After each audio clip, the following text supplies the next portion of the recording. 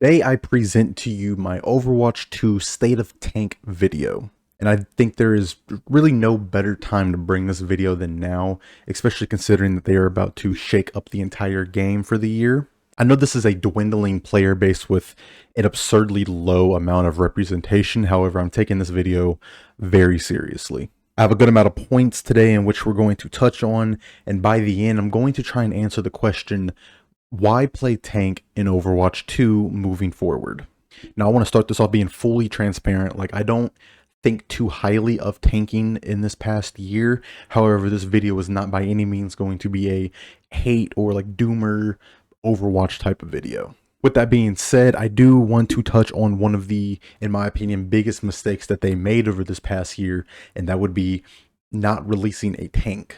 It has officially been over a year since we've gotten new tank content. The exact date is December 10th, 2024, and that was Hazard's release. Now, the reason this is an issue, and a lot of people don't seem to realize this, is because if you're like me, you're not going to like every single character they release. And this is true for Hazard. I didn't like Hazard at all. Like, I think he's like my least played tank, and that's saying something because I really don't play like Winston or Doomfist too much at all. But I just cannot for the life of me play him. And this means that essentially I've gone longer than a year for new tank content in a way, if that makes any sense. Now, I'm not saying that everyone should expect to like every character, or that shouldn't be the aim of the devs. I'm just saying for like a reference point, not everyone will like every single character that gets released. And with that being said, me personally, I went and tanked elsewhere, and I'm not just talking about games like Marvel Rivals that just came out. Like, there are other games as well that I started picking up, and I started entertaining the idea of playing a more tank style role in them as well. And like I said, I'm not the only one too. A lot of people have switched games just because of that aspect alone, not feeling like there's anyone in this game for us to play. Now, moving into 2026, they're tasked with bringing tank players back into the role. Otherwise, we'll get into that. How do you bring attention back into the tank role? How do you bring these players back? Well, two things come to mind. First being that the next character released has to be a tank. I'm talking a tank with some new and unique mechanics, because I'm frankly tired of this poke high damage mitigation type tanks with slight mobility. Like, I'm really getting tired of that playstyle. I want more unique and character, like situational type tanks, if that makes any sense. The next tank that they released, in my opinion, it's going to be do or die, because they've already shown us that they don't mind having specifically tank players wait over a year for a new character. Like, this tank has to be a hit. It can't be some, I don't want to like say like Malga or something, because I personally like Malga, but it cannot be a ill-received tank, because if it's not going to be a tank that brings everybody back, then I don't think they're ever going to come back at this point in time. But going on to my second thing I think could really help is releasing two tanks next year, two tanks going into 2026. And a lot of people already think that this is going to be the approach or the road that they take. However, I do believe that it's genuinely what they have to do. Maybe one at the beginning and the one at the very end, or they could up the amount of characters that they release in general to really balance the roster out. But this idea of upping the like character releases, it scares me, because Aaron Keller had said how moving forward they're going to be looking into doing more character reworks. And in my mind, I see this as just another sales pitch to promote a new season. Are we going to get a new tank, or are we going to get a rework for a tank? I don't want a rework. Don't get me wrong. A lot of their reworks have been relatively good. It's just we need new tanks. We need new characters, and I don't think that a rework should supplement a new character. I don't find it good. I don't find it bad. It's just a very neutral option. It makes me wonder, like, do we need a new tank and one being reworked, or do we need just two new tanks? Like, there's an argument for both. Now, this is a good segue into my next point, tank design moving forward. I think there's plenty of proof now indicating that 5v5 is the core game mode. It's here to stay. It's not going anywhere. Now, this means that they're going to have their work cut out for them, because moving forward, they're going to have to continue to design tanks that work for 5v5. They're going to have to continue to design tanks that work in a solo tank environment. Now, I'm not going to sit here and bash on them. Like, it's not an easy job, especially for a game like Overwatch, where there's so many different moving parts, you know, and it's a lot of pressure, which we'll get into later on a single player to have to shoulder all that. But again, it's just something that they're going to have to do. However, my issue with this is like they did it to themselves. They decided to go with 5v5 moving forward, and I feel like tank players shouldn't have to suffer because of that choice that they made, which is why and it's funny because I started working on this video prior to this recent dev blog that came out, but in this recent dev blog they said that 6v6 is now the second most popular role. Part of me feels like it's the second most popular because it's not the core game mode. Of course, the core game mode will be the most popular. I think 6v6 being second means that there is an argument to be made that it could be the main game mode. And part of me wonders if all of the tank players really did migrate over to 6v6. You know, I've been playing a lot of both 6v6 and 5v5 recently to really prep for this video. And here's something that players aren't going to like. In 5v5, you really do have to build around your tank. Your team has got to be built around what tank you're picking. And again, a lot of people aren't going to like that because in Overwatch they want to be independent. They want to feel like they can do damn near everything by themselves and not have to depend on other people. But again, in 5v5, you have to build around your tank. I don't know how else to say it, and I want you to really think about this when I say this, but super tanks are here to stay because we're not building comps around tanks. Now, what do I mean by that? I mean that it feels really crappy to play a tank who's just getting countered all of the time. No one's going to play that character. So that forces the devs to make characters who don't have to deal with that situation. Characters like Hazard, who have outs and abilities to pretty much deal with everything that comes their way, or characters like Ramatra, who similarly have decent options for everything that comes their way. But why is that? That's because teammates aren't helping the tank out, if that makes any sense. They're not really helping out the tanks in the situations that they need, and this is probably a more casual or common rank type of problem, but I do feel like this is why we're getting the tanks that we're getting. It's just something that's going to come with 5v5 essentially. And then to expand on that, and this the devs aren't going to like this either, you need to let certain things be strong. Sigma was strong for all of 48 hours before he got nerfed, right? Meanwhile, Zarya and D.Va have never been weak in Overwatch 2. I'm not saying that the tanks are weak or bad. I'm just saying that in the tank role specifically, there are obvious characters who are oppressively strong, where we have no choice but to play them, otherwise we just lose the game. And as much as I do love Overwatch's ban system, we don't have enough tools within the tank role to be getting tanks banned. And trust me, I get it. You guys feel so desperately that you have to make a one-size-fits-all tank. But God, it is so fucking boring, dude. And it limits your creativity. One thing I've been wanting in this game for years is a shield tank that has a sword. It can be a gladiator style like Vendetta. It could be a mech unit like D.Va. I don't care. Just one with a sword and a shield. It would be so fucking fun. And they specialize in Brawl, in only Brawl. That would be so freaking fun. I don't care that we have Reinhardt. You can design them differently. Having some sort of terrain altering tank, similar to what Mei can do, that would be really cool. We need more deployables in this game that isn't a fucking turret. Or you know what? Let's get crazy and make a, I don't know, permaflight tank. I never thought it could be done until, well, you know. This way we have more rocks, we have more paper, and we have more scissors. That way, even though, one of them might get banned, we can still play rock, paper, scissors. But then again, I don't know, the game, the devs, they might be too far gone.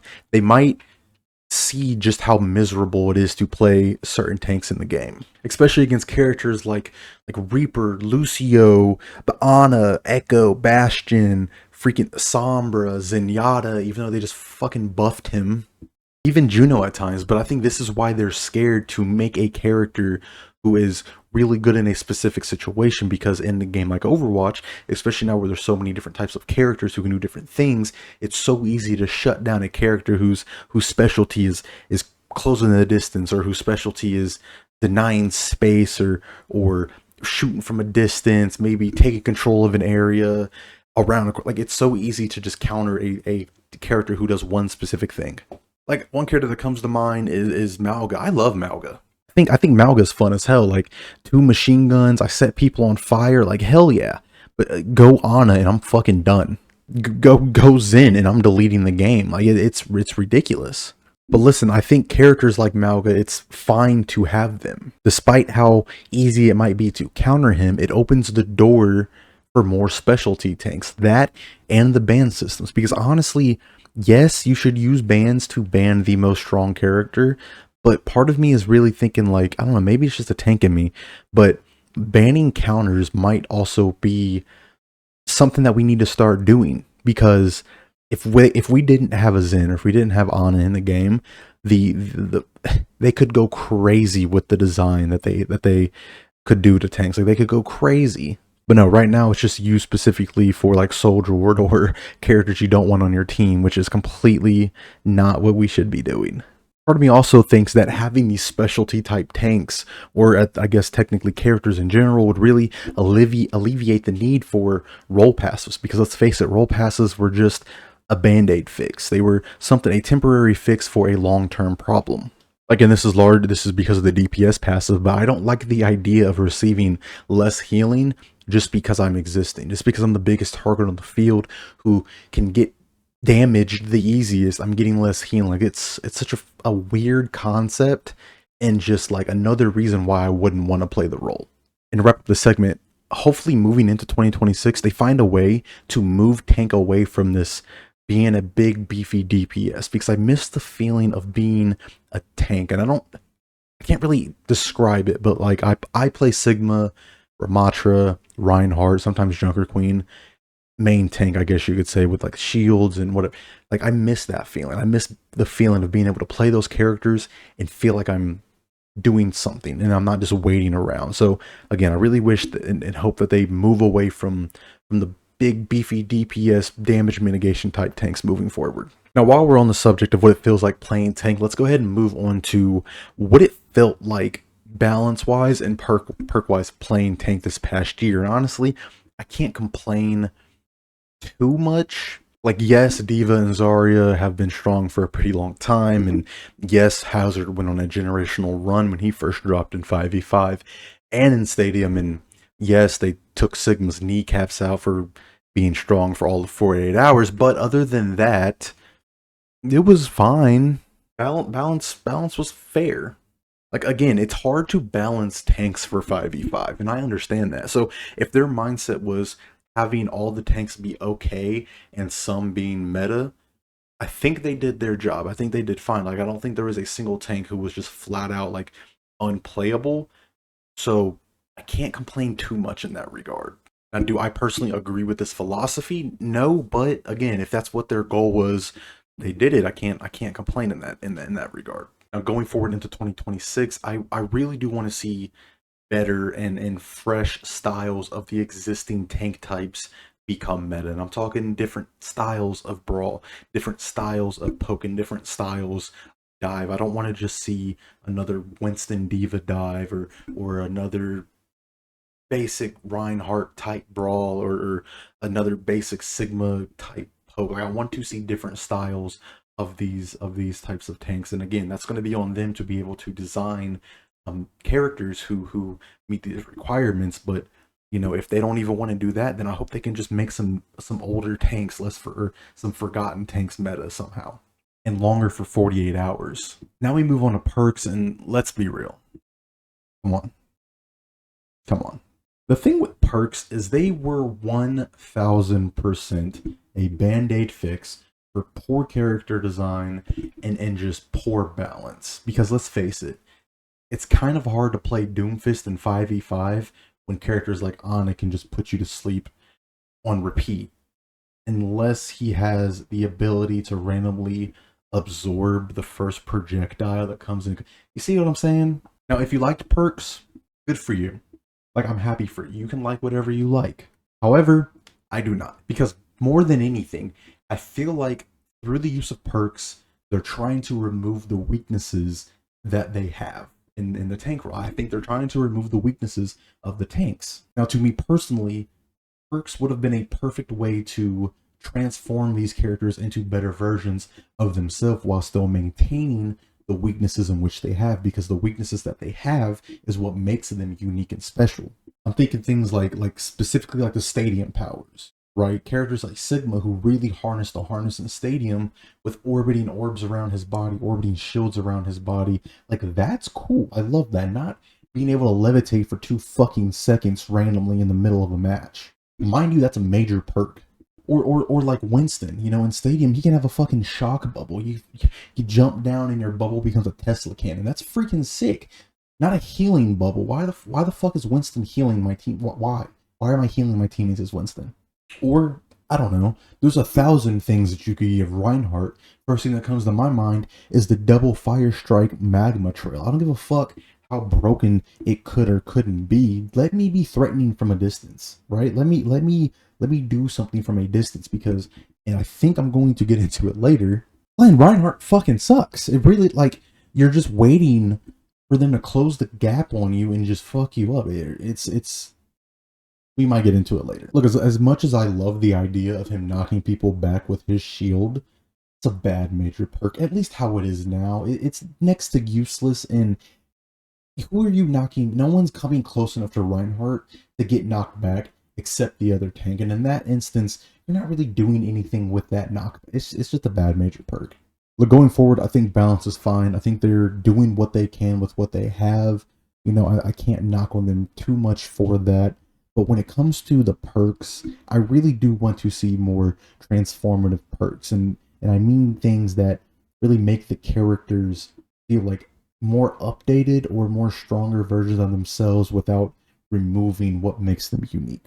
All right, to wrap this up, we're going to touch on 5v5, 6v6 in Stadium, and then the tank experience in all 3 modes, and then hopefully answer the question, why play tank going forward in 2026. Now I'm gonna get the easy one out of the way. Stadium, I'm very impressed with what they've accomplished with Stadium, I'm not gonna lie. Again, full credit to the powers, because tanking Stadium is really fun. It's really fun. The normal 5v5 type issues are still there. However, Stadium itself is really fun. It is a nice change of pace. However, the only thing is it's not normal Overwatch. It's a completely different game mode. It's a completely different experience that is genuinely, it's hard to really compare Stadium to any other game mode outside of the format of it being 5v5. Outside of that, like I said, it's completely unique. 1000% has to be judged separately from the core mode. Now, like I said, it still has the issues from 5v5, but through powers and modifiers, you're still able to build around your weaknesses while maintaining your character identity. One thing I will say though, and maybe this is just me, but I do find it harder to earn currency while playing tank, but again, that could just be me. That's also going to be character dependent. More proactive type characters do more, right? So they're going to get more currency in that regard as well. Now let's talk about another easy one, 6v6, and yeah, this is my preferred method of playing. Really, it just having another tank to share the responsibility with is truly amazing. And we're going to talk more in depth on that when we move on to 5v5, but that's not to say that you won't solo tank in 6v6. I just know that oftentimes I'll get a third support to help aid in my survivability, or maybe I'll get another DPS who picks a more off tank type of character like Mei or something like that. But really, it just comes down to having that 6th teammate to really help to spread out responsibility and aid in my own personal survivability. In terms of 6v6 balance, it's been bad. It's been pretty stale. And he's backpedaled what he said now, but in December, Aaron Keller very clearly said, like, moving forward, they're not looking to give 6v6 more dedicated balance patches, because we had just got one, and I mean, all things considered, it was a pretty decent one. It wasn't bad, but you know, just having more updated balance patches would be nice. And like I said, back in December, he said, yeah, we're fine where it's at. You know, if the amount of players that plays it shifts randomly or whatever, then yeah, you know, we'll entertain it more. And now here we are, end of January, and suddenly he's putting out a dev blog saying, no, you guys misunderstood. It's the 2nd most played game role. We're absolutely going to be giving it attention. I don't know. I think that maybe between December and now they didn't know how popular it was. Maybe nobody looked at it in a while. Regardless, supposedly 6v6 is going to be getting attention, so that's good. However, this past year it did not, which is bad. And it's like I understand they added 6v6 just to please a certain player base, but going off the mindset of what he said in December, them not getting it not getting a lot of updates in the future, whatever the case may be, it's kind of like a double-edged sword to me because I'm not willing to praise people for doing the bare minimum.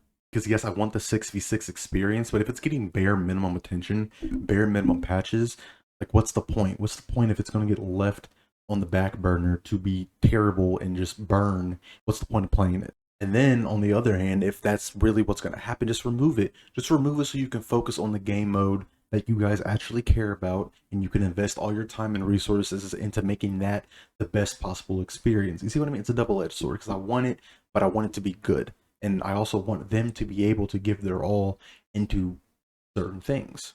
Like I don't want any role, any game mode, any character. I don't want anyone to be neglected. However, in doing this, they have to accept that they're going to lose some players. Like, you're not going to be able to retain every single person that plays your game. And honestly, I think in the long run, you're going to be losing these people anyway. All right, let's go ahead and address the elephant in the room, 5v5. And looking back, 5v5 is bad. 5v5, it's definitely for certain people, but 5v5 is bad. There's some goods, but there's more bads, and we're gonna go ahead and get into those now. Starting off with the goods. Now, this definitely is player specific, but I do think that it is very easy to feel like the main character because, I mean, 9 times out of 10, the team with the better tank wins. And a lot of people like having that pressure. They like having that attention that a solo tank gets, and in that regard, it's good. It's a good experience. Also, a team that builds around their tank often wins. Who doesn't like knowing that their entire team is building around them? Another thing is the tank exchange, the 1v1s. It's easier just because it's easier to counter the enemy tank, you know, in a regard or in a certain aspect. That is good because it's easier to deal with your direct opponent. However, for me personally, that's kind of where the goods end. And ironically enough, all of the goods can double as negatives. For starters, again, being the main character, listen, it is so easy to shut down one tank. Like if it's a shieldless tank, just go any form of CC. Or even burst damage. Like you could go Ana, Cass, Sombra, Sim, Pharah, Lucio, Brig, Echo, Freya, Mei, Reaper. Like the list goes on and on and on. Being a solo tank that has no shield, no nothing, you're just there, you're free, nightmare. And in this specific situation, like we've already touched on, building around your tank is even more important because if I can't play the game, I'm not helping the team out. I'm just feeding at that point. However, let's say you go a shield tank. Let's say you go Rhine, Sigma, Ramatra, Winston specifically. For me personally, at times, it feels like I can't really keep up, specifically in the mobility department, because everyone in this game has mobility now, unless you're Winston. And again, if you want to bring up Reinhardt's mobility, I mean, it's a really all-in type of mobility. Either you go in to secure some kills, deny the space, wherever the case may be, or you're using it to get out. Like there's no, you don't use it and then get out. Like you see what I'm saying? Like it's either or. Like there's one or the other. Like it's not reliable to get both in and out because the cooldown and just how easy he is to honestly burst down, especially from a mid-range to long-range distance. It's not the best tool in terms of, again, getting in and out. And again, if that gets exploited, if you do lose, if you die, your team is going to lose, your team is going to die because they just lost their tank. Another thing that isn't fun is counter picking. I'm so fucking tired of talking about rock, paper, scissors, but that's really what 5v5 tanking is. It's rock, paper, scissors. It's about who comes out of spawn as rock, who comes out as paper, and if rock is willing to switch to scissors when they fucking inevitably lose the fight and die. Like, it's so freaking boring. And instead of making more rocks, more scissors, more pieces of paper, they want to make tanks who can do a little bit of it all. And again, I find that really fucking boring. It's like ruining what makes certain characters like Winston or Reinhardt special.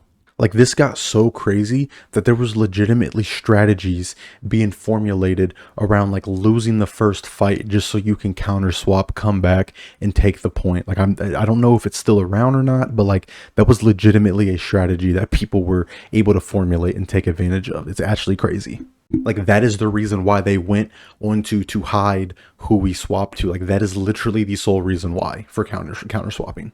I'm not, this isn't really something that's like easily fixable, but I feel like this wouldn't be as bad if we weren't in a game or a situation where you can dedicate an entire hero slot to counter one tank. Like I'm talking a singular support or a singular DPS can go Mei or go Ana and completely shut down a tank while also still being able to provide for the remainder of their team by doing their primary job. Like Ana can shut down over half the tank roster while still being able to provide utility and support and healing to her team. And I don't know, it's wild to me. It's a wild concept to me. Like who in their right mind would want to subject themselves to that? Like just by Ana, Mei, and Xin existing, the amount of tanks you can play is like cut in half. And we're already limited on the options that we have. Imagine getting a certain one banned. Like you're really just, we don't have a lot of options. It just limits us on what we're allowed to do or really how much fun we're allowed to have. And like I said, this could be a positive, but we're going to talk about the negative aspect of it. But again, playing 5v5 as a tank, there's an amount of pressure that comes with that a lot of people can't handle. Every cooldown you use, every decision you make, every fight you take, it has to be perfect to even entertain the idea of giving your team a chance to win. Like, God forbid you make a mistake because now you need your team to bail you out or you die, and it's a lot of pressure. And normally, I'm all for pressure. It's one of the main reasons why we play the role. However, this amount of it is like uneasy, and part of me feels like they don't know what is going on with the role. They don't understand that counter picking is crappy. They don't understand that we don't want chimera versions of pre-existing tanks. We want new, unique styles of tank. They don't understand that going a year plus without adding a new tank is completely unacceptable. They don't understand that adding new game modes is stretching the player base. Already thin player base to levels that it's unimaginable, and your tank quality is completely crap. They don't understand buffing characters like Zenyatta will make me go hop on Marvel Rivals. So to answer the question, why play Overwatch moving forward? I don't know. I don't know. Overwatch has some of the best tank design you will ever see in gaming. The whole reason I fell in love with the game to begin with. Like, these characters make a shitty situation worth being in, but it's still a shitty situation. I'm not enjoying the game. I'm not enjoying the experience. I'm enjoying the characters. What scares me is something big is coming, but is it going to change the role for the better or completely destroy the role as we know it? What's crazy is I'm actually interested in revisiting an old conversation of should they just remove the role, because at this point it's very obvious that it's straining. It's straining on them. It's hard to maintain the players. It's hard to create new tanks. Like, this next release has got to be huge, because if not, like, I don't know if the player base, the role can handle a flop tank. Thank you guys for watching the video. I love this game. I want this game to thrive. I want it to prosper. I want it to be as good as it once was in terms of Game of the Year. Like, it has that potential. It has that quality. So this video is coming from a place of love and good intention.